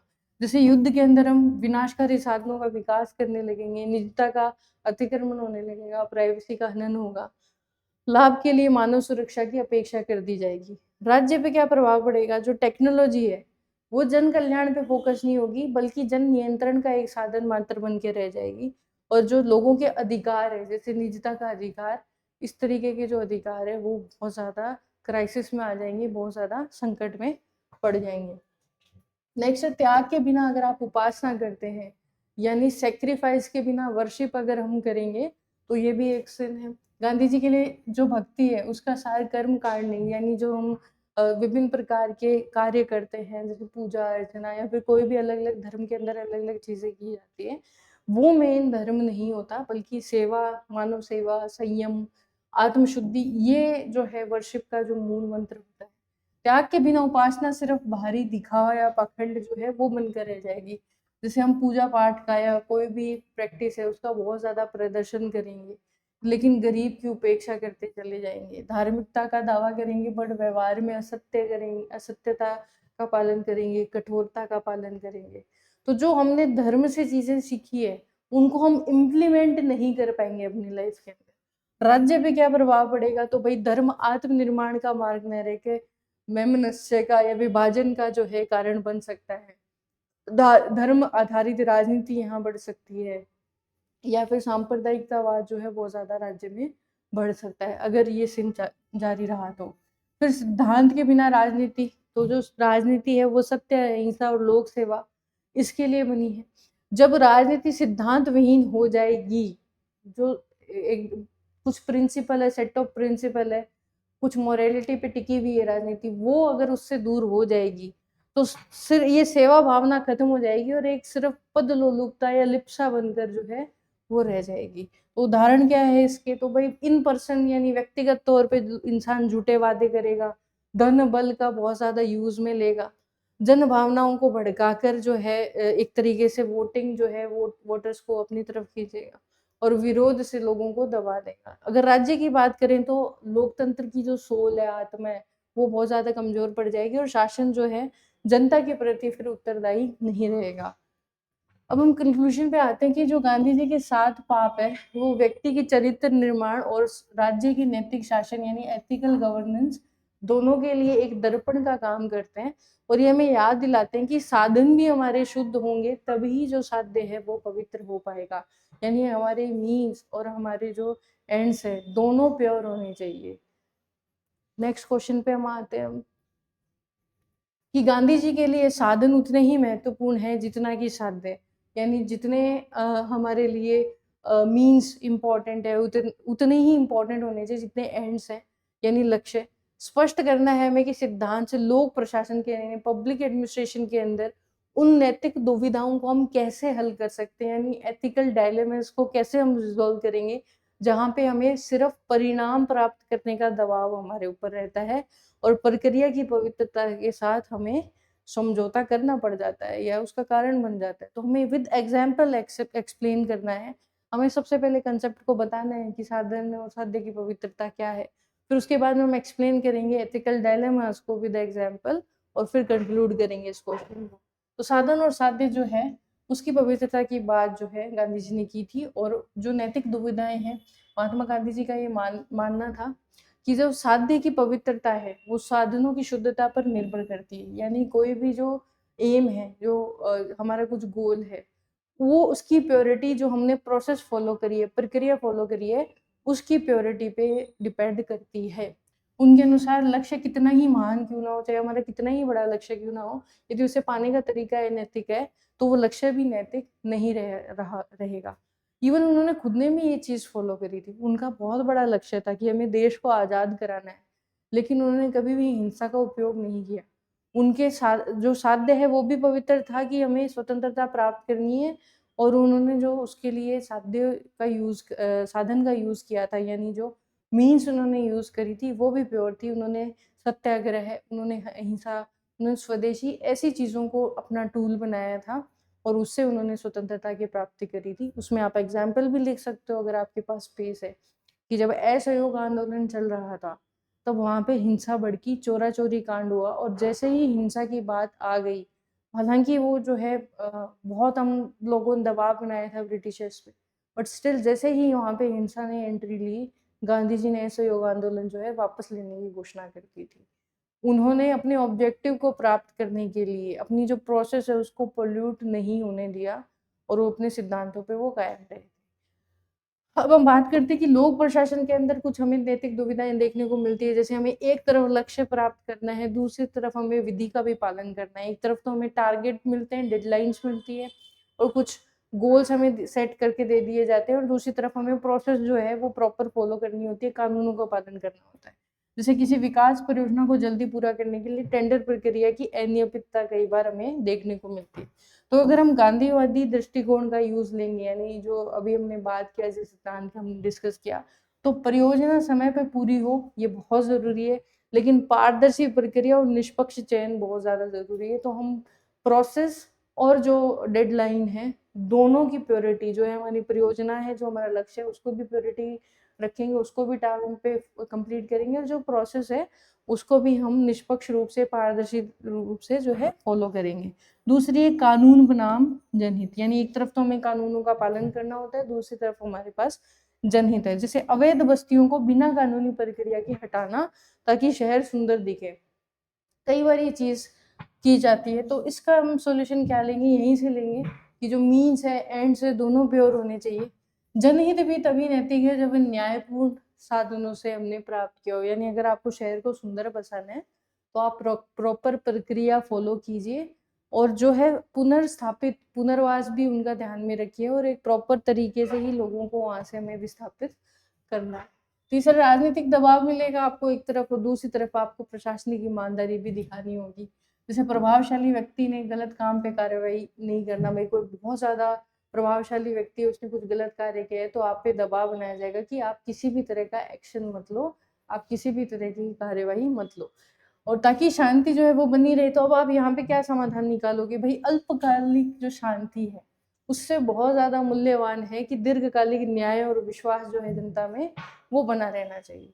तो आपको कुछ ऐसे मेजर्स लेने होंगे जिससे अशांति ना फैले, प्लस आपको त्वरित जो है कार्यवाही, जो भी प्रक्रिया अनुसार कार्यवाही है वो एकदम स्ट्रॉन्ग रहते हुए वहां पे इम्प्लीमेंट करनी है, चाहे सामने कोई भी हो, कितना ही प्रभावशाली नेता क्यों ना हो। यहाँ पे मैं आपको एक छोटी सी केस स्टडी दे देती हूँ कि आप एक जगह के एसडीएम हैं, ठीक है, और वहाँ पे एक बहुत बड़े नेता है, जन नेता है, और जिन्होंने बहुत ज्यादा लोक कल्याण के कार्य किए हैं। उन्हीं के घर में उन्हीं की बेटी का बाल विवाह हो रहा है। तो वहाँ बहुत सारे लोग, आपको पता है जब भी कोई नेता की बच्चे का विवाह होता है तो कितने सारे लोग वहाँ पे पधारते हैं शादी के अंदर। तो वहाँ बहुत सारे लोग जो हैं वो शादी के अंदर शामिल होने के लिए आए हुए हैं, और आपको किसी ने खबर दी कि वहाँ पे बाल विवाह है, हो रहा है, और आपको रुकवाना है, और जो आपके सीनियर्स हैं उन्होंने आपको ये चीज़ भी बोली है कि अगर आप वहाँ पे रुकवाने जाओगे तो 100% संभावना है कि वहाँ पे जो हिंसा भड़केगी। तो इस केस के अंदर आप क्या सोल्यूशन निकालोगे? आप कमेंट सेक्शन में ज़रूर लिखना कि अगर आप एसडीएम होते तो यहाँ पे आप क्या सोल्यूशन निकालते। और सोल्यूशन जो है वो व्यवहारिक होना चाहिए। ऐसा नहीं है कि आप किताबी भाषा में लिख दो, कि एक्चुअल में भी आप एसडीएम होते तो वो सोल्यूशन निकालते, तो वहाँ पे सच में सोल्यूशन होता हुआ दिखाई देता। ऐसा सोल्यूशन देना। चलो हम नेक्स्ट चलते हैं कि अब जो गांधी जी के जो सिद्धांत है वो कैसे समाधान हमें देते हैं। तो प्रक्रिया को मूल्य देते हैं कि आप परिणाम को उतना ज्यादा ध्यान में मत रखो, ठीक है हमें परिणाम तो प्राप्त करनी ही है, बट प्रक्रिया को हमें ज्यादा वैल्यू देनी है। RTI, due process of law, natural justice, ऐसे सिद्धांत जो है गांधी जी की इस बात से बिल्कुल मेल खाते हैं। मॉरल करेज जो है बहुत ज्यादा बढ़ जाता है इंसान का जब गांधी जी की जो मीन्स और एंड्स की दोनों की प्योरिटी की थ्योरी को हम फॉलो करते हैं। ये अधिकारी को सिखाता है कि सही रास्ता कठिन हो सकता है लेकिन वो टिकाऊ है, वो सस्टेनेबल है, वो लॉन्ग टर्म में वही चलने वाला है। एंड्स डोंट जस्टिफाई मीन्स, मतलब जो हमारे परिणाम है वो कि कभी प्रक्रिया को जस्टिफाई नहीं कर सकते, उसकी व्याख्या नहीं कर सकते। ठीक है, हमें मीन्स जो है मीन्स शेप्स द एंड्स, वो सोच देता है कि जो हमारी प्रक्रिया है वो आकार देती है अंत को, वो परिणाम को अंत देती है। तो ये थॉट जो है इसको हम चेंज करके मीन्स शेप द एंड्स, उस सोच पे हम शिफ्ट हो जाएंगे कि हमारी जो प्रक्रिया है वो अंत को जो है शेप दे रही है। विश्वास आधारित शासन को जो है यहाँ पे बढ़ावा मिलेगा, जनता में विश्वास बढ़ेगा कि जो हमारा शासन है, प्रशासन है, वो चाहे कोई भी हो सामने, परिणाम चाहे जो भी है, प्रॉपर प्रक्रिया, प्रॉपर कानून, प्रॉपर जो नियम है उनका पालन करता है। उससे जन विश्वास जो है बहुत ज्यादा बढ़ जाता है। नागरिक राज्य पर तभी भरोसा करते हैं जब निर्णय न्यायपूर्ण तरीके से लिए जाए। समकालीन प्रशासन की बात करें जो आज के हम टाइम पे देखते हैं तो क्या प्रासंगिकता है, जैसे फर्जी एनकाउंटर हमें देखने को मिलते हैं, तो हम फर्जी एनकाउंटर को बिल्कुल भी फॉलो नहीं करेंगे, हम जो है कानून के शासन में भरोसा करेंगे। दूसरा, हमें डेटा हेरफेर देखने को मिलता है कि हमें कोई, जैसे फॉर एग्जाम्पल कोई योजना आपको दे दी है, आप एसडीएम हो, आपको योजना दे दी है और उस योजना के आपको कुछ टारगेट्स दे दिए, जैसे आपको 100 लोगों का बीमा करवाना है आपके एरिया के अंदर, और वो 100 लोगों का बीमा आपको मान लीजिए 5 दिन में करवाना है। तो आपने जस्ट बिकॉज आपको एक डेडलाइन दे दी गई, अब आपको डेडलाइन को फॉलो करना है, आप डेटा मैनिपुलेशन नहीं करोगे अगर आप इस कंसेप्ट में बिलीव करोगे। तो डेटा मैनिपुलेशन से हमें यहाँ पे बच जाता है ये। दूसरा है कि जबरन भूमि अधिग्रहण हम नहीं कर सकते, प्रक्रिया का पालन करके ही हमें कार्यवाही करनी है। बनाम सहमति आधारित विकास, अगर हम विकास एक तरफ है सामने, ये हमारा परिणाम है, तो हम ये प्रक्रिया को कभी फॉलो नहीं करेंगे। इन जो डायलेमाज है, इन जो हमारी तरफ सामने एक बहुत बड़े द्वंद्व होंगे, इनसे हम बहुत आसानी से निपट पाएंगे। तो गांधी जी का जो साधन साध्य का सिद्धांत है वो लोक प्रशासन को रिजल्ट ओरिएंटेड यानी परिणाम आधारित नहीं बनाता है, बल्कि वैल्यू ओरिएंटेड यानी कि हमारे अंदर जो मूल्य है उस आधारित बनाता है। यह अधिकारियों को समझाता है कि नैतिक प्रक्रिया ही सुशासन की आत्मा है, जो आपकी एथिकल प्रोसेस आप फॉलो करोगे वो गुड गवर्नेंस का बेस है, तो आपको वही फॉलो करना है। अब नेक्स्ट क्वेश्चन पे आते हैं कि जो गांधीवादी ट्रस्टीशिप की जो अवधारणा है वो आधुनिक पूंजीवाद लालच का एक आध्यात्मिक और नैतिक विकल्प प्रदान करती है। यानी आज के टाइम पे हम देखते हैं क्रोनी कैपिटलिज्म बहुत ज़्यादा बढ़ रही है, और जो है समाज और जो पर्यावरण है उसकी अनदेखी की जा रही है कैपिटलिज्म की वजह से। तो वहाँ पे हमें एक आध्यात्मिक और नैतिक एक विकल्प जो है ट्रस्टीशिप के तौर पर देखने को मिलता है। समान विकास की हम बात करें, उसको सुनिश्चित करने के लिए सिद्धांत को हमने CSR यानी कॉर्पोरेट सामाजिक जो दायित्व है, कॉर्पोरेट सोशल रिस्पॉन्सिबिलिटी, उसमें कैसे इंटीग्रेट हम इसको कर सकते हैं। अब हम सबसे पहले तो ट्रस्टीशिप थ्योरी को समझाएंगे। इसका हमारा स्टेप जो 1 रहेगा वो ये रहेगा कि हम जो कॉपी चेक करने वाले हैं उनको बताएंगे कि हमें ट्रस्टीशिप थ्योरी क्या है वो पता है। स्टेप 2 के अंदर हम ये बताएंगे कि हमें CSR भी पता है, क्योंकि ये दो जो कंसेप्ट है वो हर किसी को पता नहीं है। आप भी जो मेरी इस टाइम क्लास देख रहे होंगे, तो आप में से भी बहुत सारे ऐसे लोग होंगे जिसको इधर ट्रस्टीशिप थ्योरी नहीं पता होगी या फिर CSR के एक्चुअल जो रूल्स है कंपनीज एक्ट में वो नहीं पता होंगे। तो आप अगर ये स्टेप 1 और स्टेप 2 को फॉलो करते हुए आंसर दोगे कि पहले में हमने ट्रस्टीशिप थ्योरी एक्सप्लेन कर दी, दूसरे में CSR को एक्सप्लेन किया, तो कॉपी चेक करने वाले को सबसे पहले ये पता चल जाएगा कि आपके पास इनफ नॉलेज है इस क्वेश्चन को आंसर देने के लिए। फिर हम इस चीज़ पे आएंगे कि कैसे ट्रस्टीशिप की जो थ्योरी है वो CSR के अंदर हम एकीकृत कर, इन दोनों को एकीकृत करके जो एक तरीके से है अपने जो समान विकास है, जो इंक्लूसिव ग्रोथ है, इसको हम अचीव कर पाएंगे। तो ये दोनों चीज़ें आपको ज़रूर से करनी है। जब भी आपके सामने ऐसे कॉन्सेप्ट पूछे जाएं तो आप उनको एक्सप्लेन करोगे आंसर में। तो अब हम बात करते हैं ट्रस्टीशिप थ्योरी की। तो ट्रस्टीशिप थ्योरी ये कहती है कि व्यक्ति अपनी संपत्ति का मालिक नहीं बल्कि समाज की ओर से उसका ट्रस्टी है, संरक्षक है, न्यासी है। मतलब जो भी धन, शक्ति, संसाधन किसी व्यक्ति या संस्था के पास है वो ईश्वर और समाज की अमानत के तौर पे उनके पास पड़ा है, जिनका उपयोग उन्हें लोक कल्याण के लिए यूज में लेना है। अब हम बात करते हैं कि ये जो विचार है जो कैपिटलिज्म और समाजवाद के बीच में एक बहुत बड़ा एथिकल ब्रिज बना देता है, नैतिक सेतु बनाता है। आज के संदर्भ में यही भावना CSR के माध्यम से जो है हमें इंस्टीट्यूशंस के अंदर मतलब देखने को मिलती है। अब हम बात करते हैं CSR, है ना, कॉर्पोरेट सोशल रिस्पॉन्सिबिलिटी, वो होती क्या है एक्चुअल के अंदर। तो भारत के अंदर कंपनी अधिनियम 2013 है, इसके अंदर ये मेंशन किया हुआ है कि 500 करोड़ की अगर आपकी नेटवर्थ है, आपके जो भी आपका व्यापार है, जो भी आपकी कंपनी है उसकी 1000 करोड़ का अगर आपका टर्नओवर है या फिर 5 करोड़ का अगर आप प्रॉफिट कर रहे हो, ऐसी कंपनी हो, तो आप पिछले 3 वर्षों के औसत लाभ का कम से कम 2% कॉर्पोरेट सोशल रिस्पॉन्सिबिलिटी पे खर्च करोगे। यानी ये पैसा आप लोक कल्याण के लिए खर्च करोगे, आप पर्यावरण के लिए खर्च करोगे, महिलाओं के उत्थान के लिए, शिक्षा के लिए, बेरोजगारी को खत्म करने के लिए, इन चीज़ों के लिए आप इसको यूज करोगे। ये हमने अधिनियमित किया है इस बात को। तो इसका जो मुख्य जो आधार है वो गांधी जी की कहीं ना कहीं ट्रस्टीशिप थ्योरी ही है। तो हमने ये दो कॉन्सेप्ट को एक्सप्लेन कर दिया। ठीक है, CSR में ट्रस्टीशिप को हम कैसे इंटीग्रेट कर सकते हैं उसकी बात करते हैं। तो पहले तो हम कानूनी बाध्यता से हम नैतिक कर्तव्य पे आएंगे। अगर हम ट्रस्टीशिप थ्योरी को बहुत ज़्यादा बढ़ावा देंगे और कॉर्पोरेट के अंदर इसको हम बहुत ज़्यादा पॉपुलर करेंगे, तो CSR तो एक तरीके से कानूनी बाध्यता है, लेकिन जब लोग ट्रस्टीशिप थ्योरी में बिलीव करने लगेंगे तो उनके अंदर ऐसे मूल्य ही आ जाएंगे, नैतिकता ही आ जाएगी कि हमें हमारे समाज और पर्यावरण का जो है कल्याण करना है। तो यहाँ कंपनी अधिनियम 2013 की जो 2% की जो भी चीज़ है उसको बाध्यता न मानकर स्वेच्छा से नैतिक उत्तरदायित्व के रूप में जो है अपनाएंगी। तो इससे क्या है कि भाई जो पूरा का पूरा कॉर्पोरेट सेक्टर है उसमें भी उत्तरदायित्व और सत्यनिष्ठा बढ़ेगी। दूसरा, हितधारक जो हितधारक है उसके केंद्र का दृष्टिकोण जो है वो बढ़ेगा। कैसे? तो जो हितधारक होते हैं यानी स्टेक होल्डर्स होते हैं कंपनी के अंदर, तो जो केवल शेयर धारकों की बात करते हैं वैसे इन जनरल कंपनी, उससे ऊपर उठ के वो हितधारकों की भी बात करें। शेयर धारक वो होते हैं जो कंपनी के अंदर शेयर को होल्ड करते हैं, एक तरीके से उनके आप बहुत छोटी चीज में साझेदार मान सकते हो कि पार्टनरशिप्स है उनकी। लेकिन हितधारक के अंदर कर्मचारी भी आएंगे, स्थानीय समुदाय भी, पर्यावरण भी आएगा। इन सबको भी जो है सहभागी बनाया जाएगा अगर हम ट्रस्टीशिप थ्योरी को फॉलो करेंगे। तो जैसे श्रमिकों के परिवारों के लिए शिक्षा और स्वास्थ्य की सुविधाएं दी जाएगी। तीसरी चीज है समावेशी और नीचे से ऊपर विकास, यानी बॉटम टू टॉप विकास की हम बात करेंगे और समावेशी विकास की बात करेंगे। जैसे खाली एक ही जगह पे महिलाओं के लिए या बच्चों के लिए ही नहीं, केवल एक ही सिंगल डायरेक्शन में नहीं जाएगा CSR। शिक्षा, स्वास्थ्य, महिला सशक्तिकरण, कौशल विकास, जितने भी सेगमेंट है सोसाइटी के या एनवायरनमेंट के, उन पे हम फोकस करेंगे। और इसका सिद्धांत होगा न्याय और करुणा।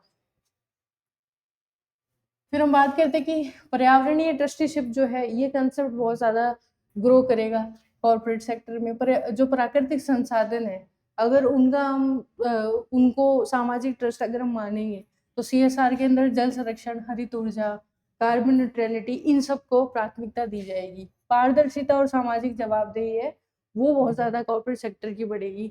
जैसे सोशल ऑडिट की हम बात करते हैं, वो इंक्रीज होगी। एनवायरनमेंट इम्पैक्ट असेसमेंट या अदर कोई और चीज़ है तो उसका इम्पैक्ट असेसमेंट किया जाएगा। समुदाय की सहभागिता द्वारा CSR को जवाबदेह बनाया जाएगा। तो ये सारी चीज़ें तभी पॉसिबल हो पाएगी जब हम ट्रस्टीशिप थ्योरी को, इस सिद्धांत को अपनी नैतिकता के अंदर लेके आएंगे, जितने भी कॉर्पोरेट सेक्टर है। अब इससे निष्कर्ष क्या निकलता है, तो गांधीवादी जो ट्रस्टीशिप है, CSR को दान न मानकर नैतिक कर्तव्य के अंदर चेंज कर देता है। इन जनरल हम क्या बात करते हैं, अगर हम इस कंसेप्ट को हटा के देखें तो हम देखेंगे कंपनी डोनेट कर रही है, लेकिन हम जब ट्रस्टीशिप थ्योरी को यहाँ पे ले आएंगे तो वो हमें समझ में आएगा कि जो कंपनीज है उनकी जिम्मेदारी ही है, क्योंकि उन्होंने जितने भी रिसोर्सेज लिए हैं, जैसे अगर फॉर एग्जाम्पल कि कोई फर्नीचर की कंपनी है, तो जितना भी वुड आ रहा है वो इस प्रकृति के जो लकड़ियाँ हैं उनसे आ रहा है, और उनके ऊपर कोई उनका अकेले का अधिकार तो है नहीं, वो तो सभी का अधिकार है। वहाँ पे जितना भी ह्यूमन रिसोर्स काम कर रहा है, जितने मजदूर वर्ग काम कर रहे हैं, वो सोसाइटी ने ही तो दी है, ये हमारे समाज के, हमारे देश के लोग ही तो वहाँ पे काम कर रहे हैं। तो वो जो CSR दे रहे हैं वो एक दान नहीं है, उनका नैतिक कर्तव्य जो उसे निभा रहे हैं। ये कॉर्पोरेट जगत को समाज का स्वामी नहीं बल्कि सेवक बना देती है। आज बढ़ती आर्थिक असमानता के दौर में जब हम ट्रस्टीशिप को आधार बना देंगे CSR का, तब हम एक समावेशी विकास को एज्यूम कर सकते हैं, उसकी इच्छा रख सकते हैं, और एक एथिकल गवर्नेंस का मार्ग जो है वो प्रशस्त किया जा सकता है इस थ्योरी से। अब हम नेक्स्ट क्वेश्चन की बात करते हैं। महात्मा गांधी जी ने नैतिक जीवन, जो उनका जो एथिकल लाइफ थी और सामाजिक परिवर्तन के लिए 11 वोव्स यानी 11 व्रतों का प्रतिपादन किया था, और प्रशासन में इनके महत्व पे हमें चर्चा करनी है। ये क्वेश्चन मैं ऑलरेडी आपको मतलब एक्सप्लेन ही कर चुकी हूँ, जैसे सत्य, अहिंसा, अपरिग्रह, ब्रह्मचर्य, ये 11 वोव्स मैंने आपको टेबल में बना के दिए थे। वो वोव्स एक साइड में आप बता देना, या फिर आप लाइन में भी बता रहे हो, क्योंकि देखो 150 वर्ड्स में आपको इन 11 वोव्स को एक्सप्लेन करना है विद एग्जाम्पल। आपको प्रशासन में इनका महत्व बताना है, तो वो आप वहीं से टेबल से उठा लेना। कुछ चीज़ें आपको अगर इनके रिलेट करनी है तो आप खुद से भी ऐड कर सकते हो। एक दो चीज़ें मैं बता देती हूँ, फिर टाइम का अपने पास शॉर्टेज है तो इसको जल्दी कंक्लूड करती हूँ। जैसे महात्मा गांधी जी ने आत्मशुद्धि और समाज के अंदर चेंज लाने के लिए सत्य आधारित सार्वजनिक जीवन के निर्माण के लिए 11 वोव्स यानी 11 व्रतों का प्रतिपादन किया था। ये व्रत केवल व्यक्तिगत साधना नहीं, यानी हमें इन पर्सन एक तरीके से मेडिटेट नहीं करना है इनको। ये शासन और प्रशासन के लिए भी मूल्य आधारित आचार संहिता का निर्माण करना है, कि वैल्यू बेस्ड आपको एक तरीके से एथिकल कोड ऑफ कंडक्ट मिल जाता है कि इन 11 बातों का, इन 11 मूल्यों को हमें फॉलो करना है। जैसे सत्य की बात करते हैं हम, तो प्रशासन का आधार ही विश्वास है, विश्वास का आधार सत्य है। सत्यनिष्ठ अधिकारी आंकड़ों की हेराफेरी नहीं करेगा, मिथ्या रिपोर्टिंग, भ्रामक प्रचार, इन सब से बचेगा, और पारदर्शिता, उत्तरदायित्व और जन विश्वास में से वृद्धि होगी। इस तरीके से एक एक वोव को आपको एक एक व्रत को एक्सप्लेन करना है और उसका एग्जाम्पल देना है कि इससे क्या क्या होगा और प्रभाव जो है उससे क्या पड़ेगा। और मेनली आपकी जो पूरी थीम है वो सेंटर में क्या रहेगी, प्रशासन के अंदर इन 11 वोव्स का यूज। अब हम आगे चलते हैं, इसको हम स्किप कर रहे हैं। ये 5th क्वेश्चन है अपना, कि जो भारतीय सुशासन है उसमें महात्मा गांधी जी के नीति शास्त्र की झलक दिखती है। आपको उदाहरण सहित व्याख्या करनी है, तो आपको एक्सप्लेन करनी है कि भारतीय सुशासन क्या है, या मतलब आपको कनेक्ट करना है कि कैसे हमें गांधीन प्रिंसिपल्स जो है वो दिखते हैं भारतीय सुशासन में। यहाँ पे मैंने कोशिश करी है लगभग सारी चीजें देने के लिए, और भी आप चीजें लिख सकते हो, बहुत सारी चीजें छुटी हुई भी है यहाँ पे।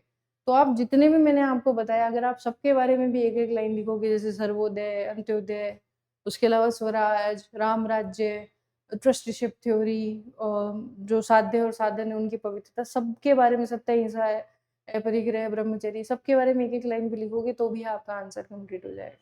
तो उसमें सब कुछ लिखना तो पॉसिबल नहीं है, बट आप ट्राई करना अधिक से अधिक चीज़ें यहाँ पे आप लिखो। भारतीय सुशासन का मूल उद्देश्य है कि प्रशासनिक दक्षता ही नहीं होनी चाहिए, बल्कि लोक कल्याण, न्याय और मानवीय गरिमा की स्थापना। ये तो मूल आधार है हमारे शासन, प्रशासन, सुशासन का। जो महात्मा गांधी जी का नीति शास्त्र है वो इसी विचार का विस्तार है। ये शासन के अंदर वैधता की शक्ति नहीं, नैतिकता से सिद्ध होता है कि हमें सिर्फ लीगली ही सही नहीं होना, हमें एथिकली भी सही होना है। अब हम बात करते हैं अंत्योदय और कमजोर वर्गों का सशक्तिकरण। गांधी जी ने अंत्योदय, सर्वोदय इसकी बात करी थी, और जो सुशासन का आधार है वो भी यही है। गांधी जी का यह सिद्धांत था कि समाज की प्रगति का मापदंड जो है अंतिम व्यक्ति की जो स्थिति क्या है उससे हमें देखने को मिलेगी। तो उदाहरण जब हम बात करते हैं कि गरीबों के लिए खाद्य सुरक्षा की हम स्कीम्स लेके आए हैं, सामाजिक पेंशन की हम स्कीम लेके आए हैं, आवास की योजनाएं लेके आए हैं, जैसे प्रधानमंत्री आवास योजना है या मुख्यमंत्री आवास योजना है। जन कल्याणकारी सेवाओं के अंदर हमें वंचित वर्गों को जो है प्राथमिकता देनी है। तो अंत्योदय जो है ये एक शब्द हो गया जो गांधी जी ने दिया था। उसके बाद में हमने इसको कनेक्ट किया है सुशासन से, और कुछ स्कीम आप नाम भी लिख देना इनफैक्ट, जैसे अटल पेंशन स्कीम लिखना आप।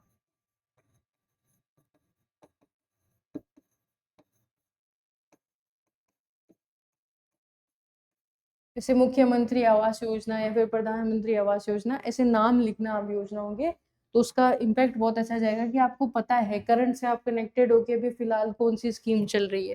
फिर हम बात करते हैं विकेंद्रीकरण की, यानी डिसेंट्रलाइजेशन की और सहभागिता की।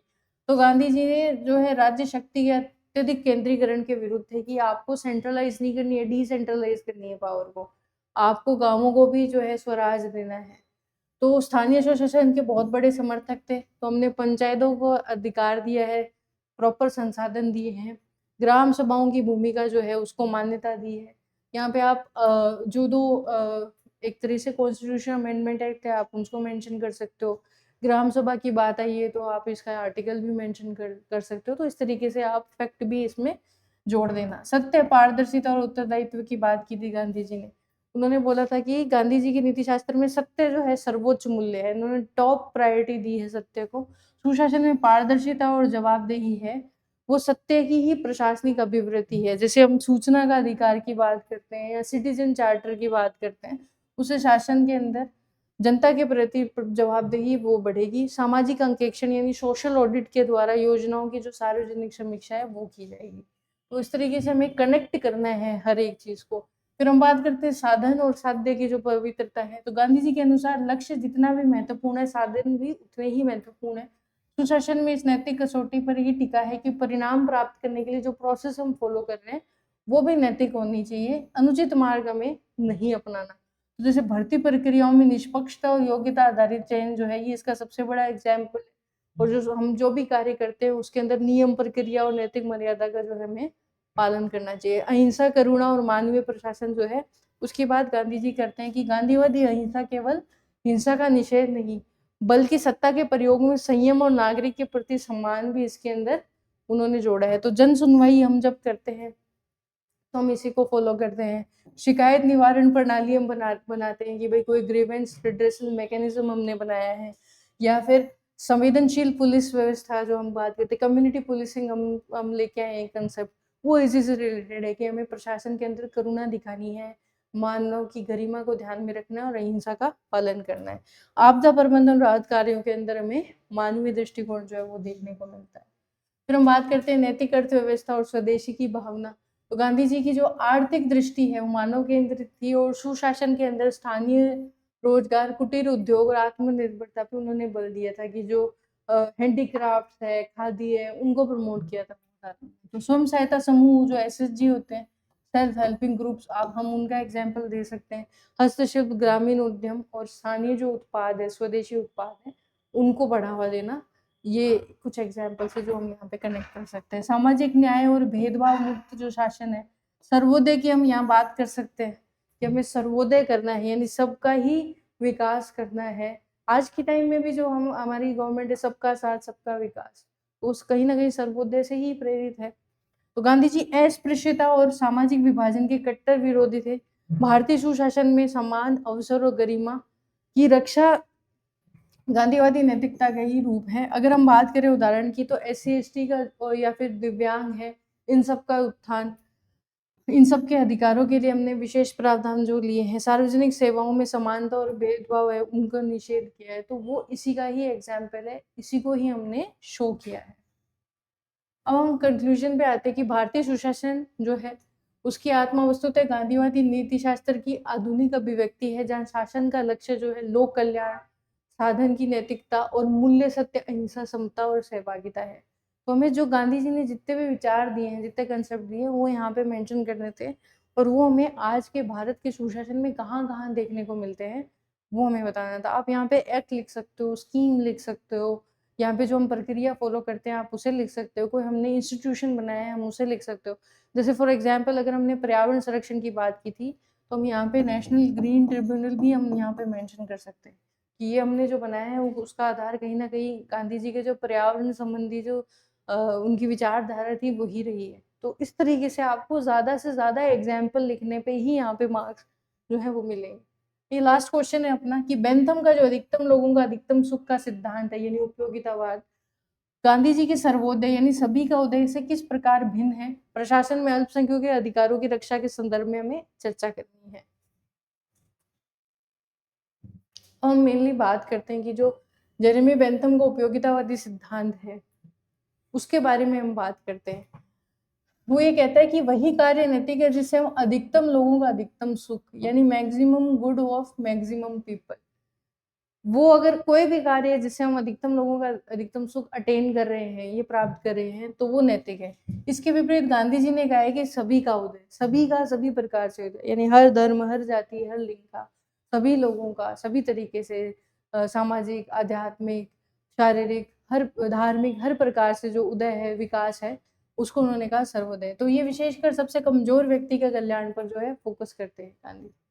इनका प्रसिद्ध कथन भी है कि किसी भी निर्णय में हमें सबसे पहले सबसे गरीब व्यक्ति का चेहरा याद करना चाहिए, ताकि हमारा जो निर्णय हो वो हमेशा सही हो और जो अंतिम में व्यक्ति है, अंत्योदय है, उसके लिए हमारा जो निर्णय है। अब हम बात करते हैं कंपैरेटिव एनालिसिस की। हम आधार की बात करेंगे कि जैसे मेन दृष्टिकोण क्या है बेंथम के सिद्धांत का यानी यूटिलिटेरियन यानी एक तरीके से उपयोगितावाद का, गांधी जी के सर्वोदय का और उसका हम एग्जाम्पल देंगे।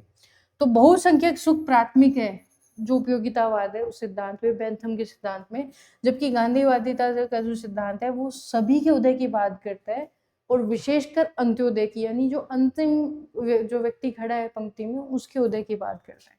प्रशासनिक उदाहरण की बात करूँ तो जैसे आदिवासी क्षेत्र के अंदर हम कोई परियोजना जैसे बना रहे हैं तो बेंथम तो वहां पे विस्थापन को स्वीकार कर लेगा, लेकिन गांधी जी जो है वो सहमति और पुनर्वास दोनों की बात करेंगे कि ठीक है आप विस्थापित करो लेकिन उन्हें कहीं और भी सेटल करो। ये जो है कंपैरेटिव एनालिसिस है विद एग्जांपल जो हमने कंप्लीट करा है इसका उपयोगितावाद सिद्धांत का और गांधी।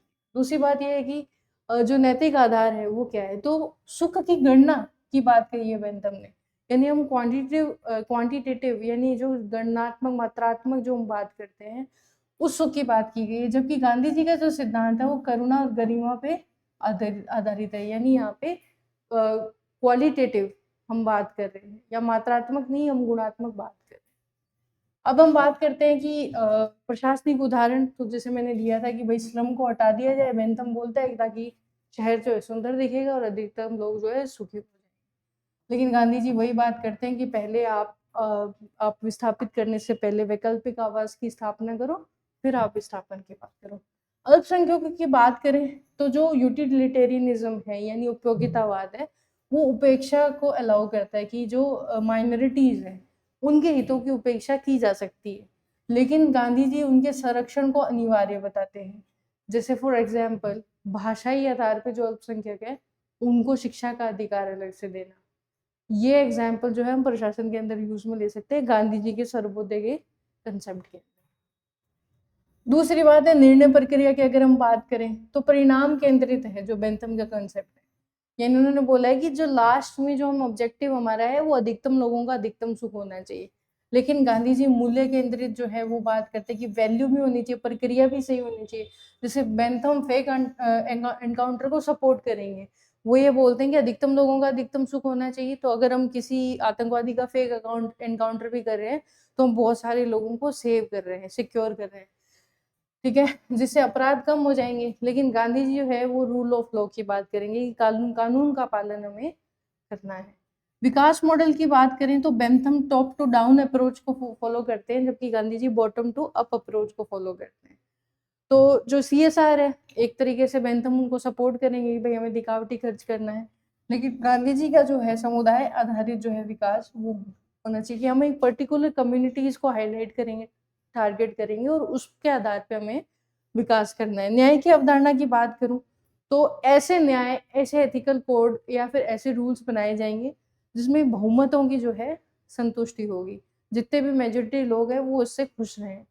लेकिन गांधी जी का जो भी सर्वोदय का कंसेप्ट है उसका आधार है समावेशी न्याय, यानी इंक्लूसिव जस्टिस होना चाहिए, सभी को जस्टिस मिलना चाहिए। जैसे एग्जाम्पल के लिए दिव्यांगों हेतु आरक्षण जब हम बनाएंगे तो हम गांधी जी के सर्वोदय की पालना करेंगे। फिर हम लोक प्रशासन में प्रभाव की बात करेंगे तो बेंथम दक्षता को ज्यादा महत्व देते हैं संवेदनशीलता से, जबकि गांधी जी दक्षता और संवेदनशीलता दोनों के मिक्सचर को ज्यादा महत्व देते हैं। तो इसका हम प्रशासन के अंदर कहाँ इम्पैक्ट देखें गांधी जी के सर्वोदय का, कि हमें जन सुनवाई देखने को मिलेगी, बहुत सारी सोशल ऑडिट्स देखने को मिलेगी।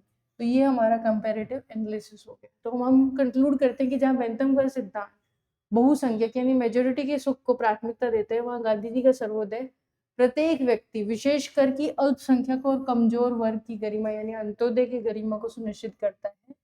जो लोकतांत्रिक प्रशासन है उसके लिए सर्वोदय अधिक नैतिक, समावेशी और टिकाऊ शासन मॉडल प्रस्तुत करता है। और जब भी हम अल्पसंख्यकों के हितों की बात करते हैं तो वो प्राइम ऑब्जेक्टिव होता है किसी भी शासन का या प्रशासन का। आप भी जब प्रशासनिक अधिकारी बनोगे तो आप जब भी कोई काम करो या निर्णय लो तो आपको अंत्योदयों का या जो भी वंचित वर्ग है उनको सबसे पहले ध्यान में रखते हुए कार्य करना है। जितनी भी स्कीम्स आती हैं, जो सोशल वेलफेयर स्कीम्स आती है, उनको आप याद करना कि महिलाओं के लिए कौन सी स्कीम लेके आए हैं, सीनियर सिटीजन के लिए हम कौन सी स्कीम या कौन सा एक्ट लेके आए हैं, दिव्यांगों के लिए हमने कौन सी स्कीम लेके आए हैं, आवास योजनाएं हैं उनके बारे में हर चीज़ अपने को, जितनी भी ज़्यादा स्कीम्स आप याद कर सकते हो सोशल जस्टिस के लिए जो हम लेके आए हैं उनको याद करना और अपने आंसर्स में लिखना। आपका आंसर्स बहुत ज़्यादा हैवी हो जाएगा और आपको जो जब आप एक्चुअल में अधिकारी बनोगे तब भी आपको उन स्कीम्स को प्रॉपर तरीके से इम्प्लीमेंट करना है।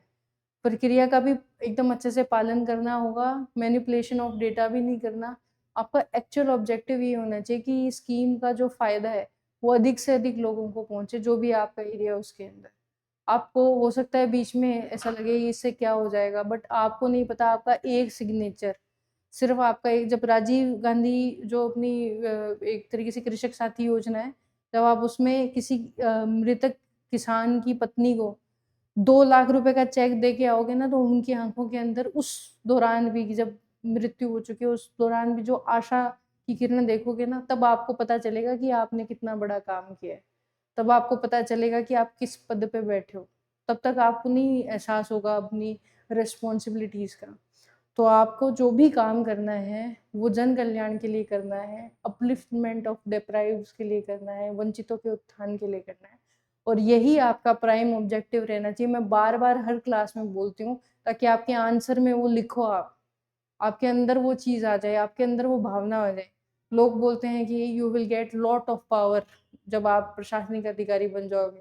तो वो पावर आपको इसलिए नहीं दी जाएगी कि आप सोशल मीडिया पे फ्लॉन्ट करो, फ्लेक्स करो उस पावर का। वो आपको इसलिए दी जाएगी कि आपके पास अब वो अधिकार भी आ गए हैं कि आप किसी गरीब के लिए अपनी डिस्क्रिशनरी पावर यानी स्व विवेकाधिकार की शक्तियों का यूज़ में ले सको और उनके उत्थान के लिए काम करो। ठीक है, तो आज का जो अपना टॉपिक है वो खत्म हो गया है, जो गांधीयन एथिक्स है वो। अपने कल मिलेंगे नेक्स्ट टॉपिक में, तब तक आप रिवाइज करते रहो, शॉर्ट नोट बना के बार बार उस चीज़ को पढ़ते रहो। मिलते हैं हम अपने अगली क्लास में। Thank you very much all.